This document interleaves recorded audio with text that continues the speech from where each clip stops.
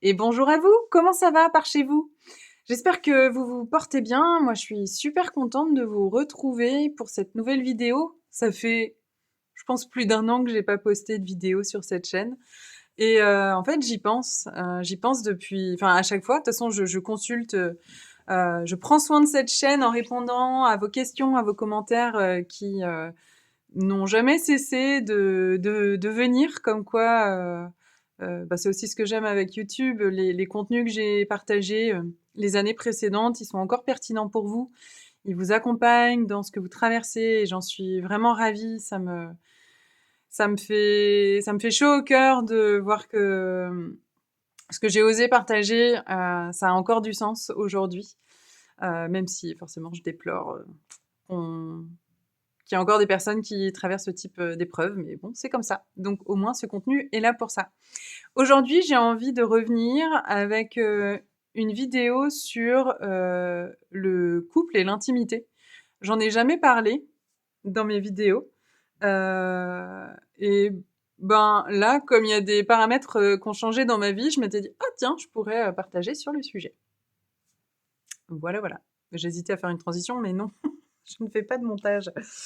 Euh, alors, j'ai jamais vraiment voulu, enfin, depuis que j'anime cette chaîne et que je partage des vidéos et du contenu à propos de la période STOMie et plus largement de comment je vis avec ma maladie de Crohn, j'ai jamais abordé le sujet de l'intimité et du couple parce que j'étais célibataire.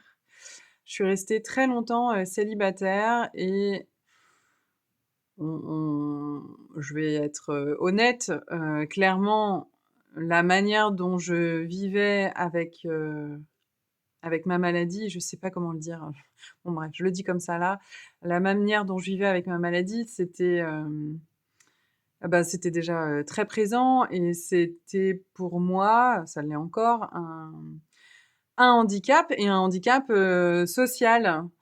Euh, Même si j'ai beaucoup apprécié mon célibat, je sais que j'avais des élans de rencontre et en même temps, j'avais beaucoup d'appréhension euh, de partager ce que ça représente pour moi dans mon quotidien.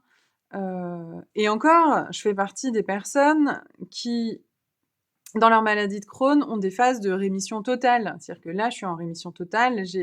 À part la fatigue, et parfois des petits inconvénients intestinaux, j'ai plus de symptômes, alors que je sais qu'il y a des personnes où c'est voilà, c'est une espèce d'inflammation constante, petite mais constante, où ils sont jamais vraiment tranquilles et tout ça. Moi, oui, là, je peux rester des années en étant tranquille. Donc, même en étant avec ça, avec cette tranquillité pendant certaines périodes, je vois bien que c'était un gros frein pour moi, que la question de la maladie était un gros frein pour moi pour oser la rencontre. Les quelques fois où j'ai tenté de faire des rencontres, ben, j'étais dans l'hésitation de me dire est-ce que je suis en train de mentir quand j'en parle pas? En même temps, est-ce que je connais assez la personne pour pouvoir lui en parler? Enfin, je vois bien que c'était un sujet.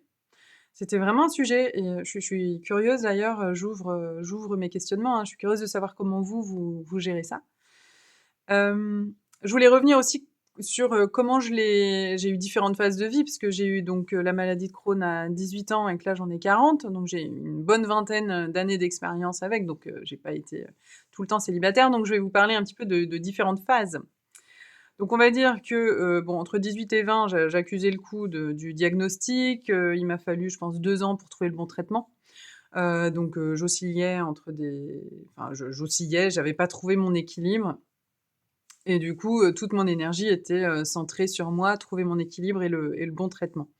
Essayer de garder la tête hors de l'eau pendant cette période-là. Donc voilà, je vais faire entre 20 et 25 ans, il y a eu une première phase qui était en lien avec la manière dont je vivais la maladie, c'est-à-dire que j'étais en colère, j'étais dans le rejet, dans le refus, dans le déni, enfin voilà, j'étais estomaquée d'avoir cette maladie, de devoir vivre avec. Pour moi, c'était impensable, il était hors de question que ça continue, ça c'était pas ça ma vie, enfin bon bref, j'étais avec, tous ces trucs-là, c'est normal, c'est une phase et ben, j'ai pas cherché. Alors même si intérieurement, j'aurais rêvé de ça, mais j'ai pas cherché à avoir une relation, stable à ce moment-là.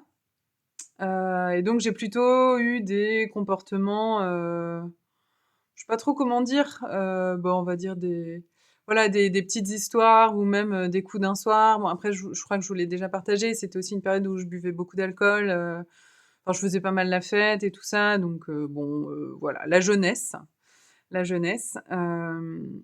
et puis, il s'est passé un truc, c'est qu'à mes 25 ans, j'ai rencontré quelqu'un et et je suis tombée vraiment très, très amoureuse, de cette personne et en même temps, j'étais pas encore en paix avec la maladie et je savais à quel point la maladie pouvait me faire souffrir et du coup, j'avais envie que cette personne, elle m'assure de sa présence et de son soutien pendant les périodes difficiles qui pourraient advenir.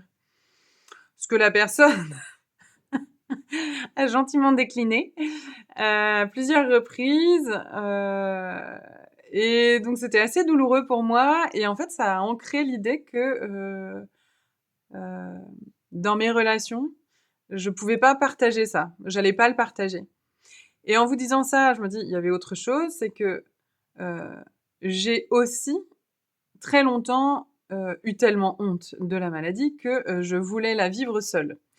Donc il y avait ces 2 mouvements-là, l'idée de surtout pas partager, c'est tellement horrible que, je veux que personne ne sache, ce que je vis et puis, en même temps, l'envie, d'avoir un soutien. Un partage, voilà, pour, alléger un petit peu, les souffrances, quoi. Bon, donc ça n'a pas marché, ce qui fait que je me suis dit que je rencontrerai jamais personne qui acceptera ce que moi j'accepte. Et puis en plus, je voyais pas comment faire le pont quoi, entre moi et l'autre et ce quotidien, ces rendez-vous, ces interventions, ces questionnements, enfin toute la charge mentale, on en a déjà discuté, il me semble. Toute la charge mentale, liée aux soins, et cetera. Et puis, il se trouvait que je parlais peu de ça avec des personnes malades, parce que là aussi j'ai eu différentes phases. Il y a eu la phase où j'étais sur des forums, donc au début de ma vingtaine et sur les forums, ben, il y avait beaucoup de personnes qui étaient malades et qui étaient en couple et puis après, ben, j'ai plus voulu m'intéresser à la question et du coup, voilà, j'ai jamais vraiment échangé sur le sujet et le peu de personnes que je croisais, ben, c'était des personnes où la question se posait pas parce qu'elles étaient déjà en couple. Voilà, je me répète. Et après, donc j'ai eu une longue période de célibat, période pendant laquelle on s'est rencontrés, vous et moi, puisque j'ai eu ma stomie, la rechute de l'espace, la stomie et tout ça. Donc pendant quelque temps, de nouveau, j'étais très, centrée sur moi-même et bah, on le comprend, hein.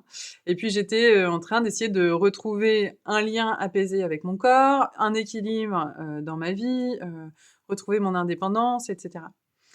Et puis, ben, à un moment donné, je me suis quand même dit: «Allez, ça serait cool, de réussir à rencontrer quelqu'un» et donc se poser cette question de, dire ou pas dire. Il me semble que je vous l'ai partagé là en début de vidéo.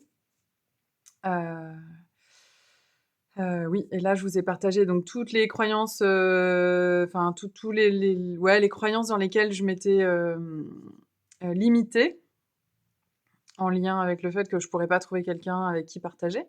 Donc j'essayais de quand même mettre du mouvement là-dedans pour, rencontrer quelqu'un. Ce qui n'a pas, fonctionné, c'était avec des applications et tout ça et j'ai ça a pas fonctionné donc je m'étais dit: «Bon, je mets entre parenthèses, heu, ce truc-là. Je suis contente de voir que j'ai une ouverture vers les autres» parce que quand même donc pendant longtemps et pendant mon célibat, je m'étais dit que je pourrais pas partager avec, quelqu'un d'autre. Ça a vraiment généré une forme de handicap social, je le dis comme ça, hein, mais un gros frein, social et à la rencontre. La maladie. En tout cas, je me cachais derrière aussi. Hem, donc voilà et puis, ben, il se trouve qu'à un moment donné, j'ai rencontré quelqu'un. J'ai rencontré quelqu'un, récemment et ben, ça a pas ressemblé du tout à tout le reste puisque, contrairement aux personnes avec qui je discutais sur des applications ou que je rencontrais, avant, où je disais pas, j'attendais de voir un petit peu ce que ça allait donner, avant et éventuellement d'en parler, sans savoir trop, de toute façon, comment aborder le sujet une fois que tu as déjà commencé à rencontrer la personne. Enfin bon bref, en même temps, ça nous appartient. Ça appartient à chacun de sentir le bon moment pour parler de ça. Moi, en tout cas, avec cette personne, je me suis dit, heu, ouais, il se passait quelque chose d'assez intense. Je sentais que c'était sérieux et puis, il y avait il y a, je ne vais pas en parler au passé, il y a une qualité de communication qui m'a donné de la confiance et de la sécurité. Ce qui fait qu'avant même qu'on concrétise, j'ai annoncé la couleur et je suis, hyper contente de ça, parce qu'en fait, je me suis positionnée en me disant: «Si la personne, elle a peur ou elle est pas capable de m'accepter avec ça, en fait, c'est même pas la peine d'y penser». Heu, j'ai pas envie de m'occuper de quelqu'un d'autre que moi sur ce sujet-là, en fait. J'ai déjà bien assez à faire avec moi et je vois que ça m'a soutenue et ça a rien empêché du tout. Et après, il a fallu vaincre aussi, l'appréhension, de l'intimité. Alors là, pareil, hein, si vous avez des témoignages, sur, comment vous envisagez votre intimité, si jamais vous êtes célibataire, avec cette maladie ou si vous êtes nouvellement en couple ou si vous étiez en couple avant la maladie et que vous êtes toujours dans le même couple avec la maladie, à quel endroit ça a impacté? Je sais qu'il y a plein d'espace pour discuter de ça, mais moi, comme c'est la première fois que je l'aborde, je suis curieuse de savoir où vous en êtes vous. Moi, je sais que ça a été, vraiment par étapes, de trouver la confiance et de partager et bon, c'est hyper vulnérabilisant, en fait, hein, d'aller, parler des difficultés qu'on peut avoir, de zones, sur lesquelles on n'est pas OK, pour des rapports, enfin, bon bref, je vais pas aller trop dans le détail, non plus. Je vais attendre de voir comment vous recevez cette vidéo et puis, si jamais ça éveille, des questions dans lesquelles je me retrouve, je pourrais peut-être les aborder dans de prochaines vidéos. Bref, en tout cas, juste pour vous dire que, maintenant tout va pour le mieux.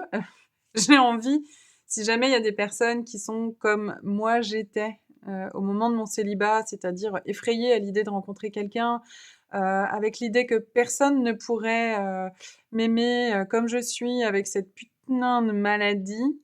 J'ai envie d'envoyer ce message d'espoir pour dire: «Mais si, c'est possible en fait, il y a des personnes qui vont, considérer que ça, c'est pas tout et que, ça, c'est aussi nous et que comme on est, trop cool et trop merveilleux, merveilleuses et ben, ce sont des personnes qui accepteront de rester à nos côtés». Voilà, je m'arrête là. Je vous souhaite c'est mon espoir de l'amour. Je vous espère, entouré d'amour, qu'il soit, familial, romantique, heu, animal ou végétal ou plein d'autres trucs encore possibles. Donc je vous souhaite entouré d'amour, je vous souhaite bon courage pour ce que vous traversez. Je vous envoie tout mon soutien d'ailleurs, parce que ça coûte rien et je vous dis, ben, à une prochaine! À une prochaine. Je dis pas quand, hein. Allez, salut, salut, je vous espère au mieux. Prenez bien soin de vous.